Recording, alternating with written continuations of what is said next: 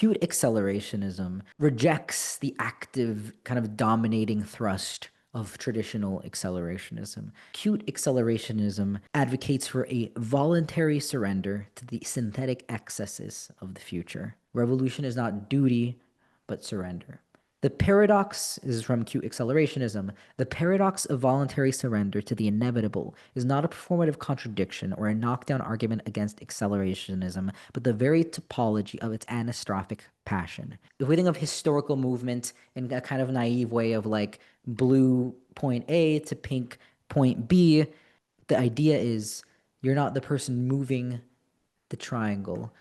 You are the triangle. You think of yourself and think of the future in a way that is feeling it as if it were always inevitable, always coming, and surrendering to that becoming in a way that paradoxically, both voluntary and surrendering. And that is what they argue is the essence of cuteness. Think of yourself as a vessel for the cute. It doesn't mean that all cute things are revolutionary, but that this process of something becoming cute, of like having the big eyes and having the roundness, generally invites that revolutionary voluntary surrender, the plasticness of it, which capitalism intensifies.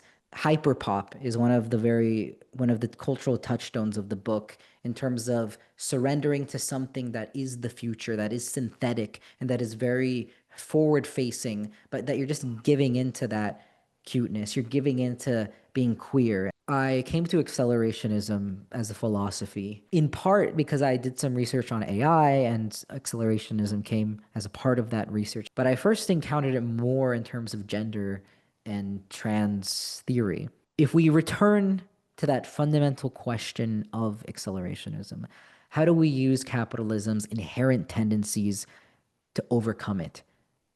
I see that it mimics my own attempt at self-understanding. How is it that gender, with its oppressive tendencies, the patriarchy, misogyny, all of that history that's there in the history of gender, how can that still be the site of liberation?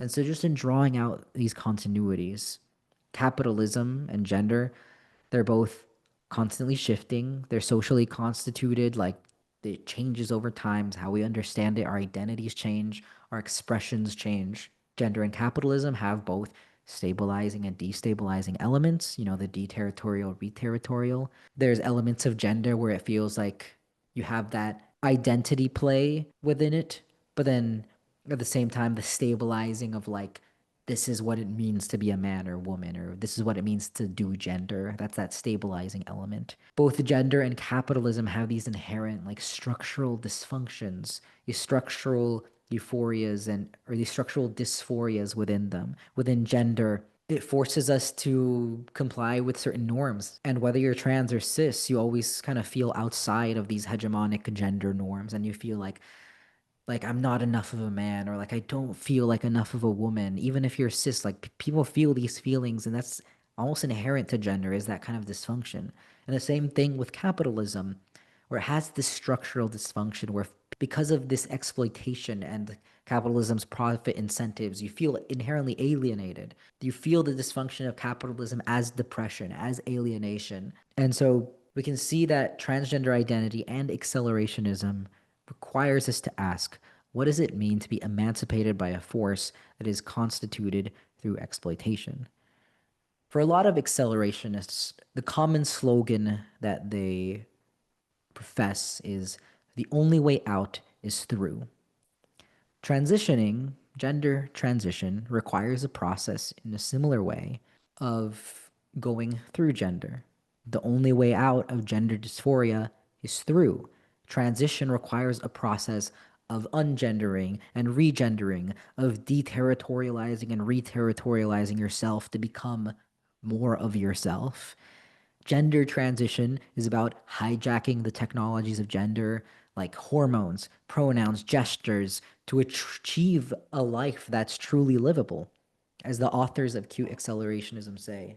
Gender transition in all its forms is perhaps the emblematic accelerationist adventure of the contemporary moment, since it brings together refusal of the given, submission to a process whose outcomes cannot be entirely foreseen, self-production, technological mediation, and the emergence via electronic networks of collective means of production and propagation that bypass state institutions.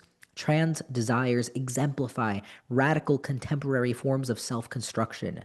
Increasingly visible and audible today, they are at the forefront of the development of techniques for transformation and attract all the fear, anger, and spite one would expect for this reason.